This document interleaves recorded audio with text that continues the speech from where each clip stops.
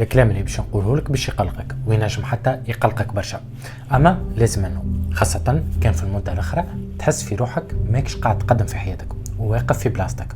نحبك تاخذ لحظة وتسأل روحك السؤال هذايا: زعما شنو ما الحاجات الغلطة اللي قاعد نعمل فيهم كل يوم ومقلقيني ونجم نصلحهم، ولو كان نصلحهم حياتي تتحسن غادي كالماء؟ الإجابة باش تجي لمخك في ظرف ثواني، خاطر الكلنا نعرفوا شنو ما لي موفيز ابيتود اللي يمنعوا فينا من ان نقدموا في حياتنا ونحققوا عيشه خير.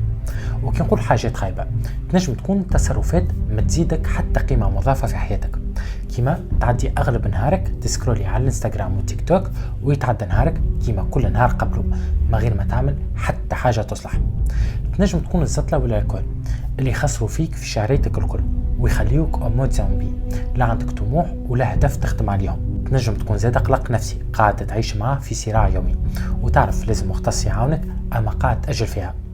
كل واحد فينا باش يلقى إجابة خاصة به، اكتبها في ورقة وقول: كان جاء إنسان يعز عليا في بلاستي كيفاش كنت ننصحه يتصرف باش يحسن من حياته.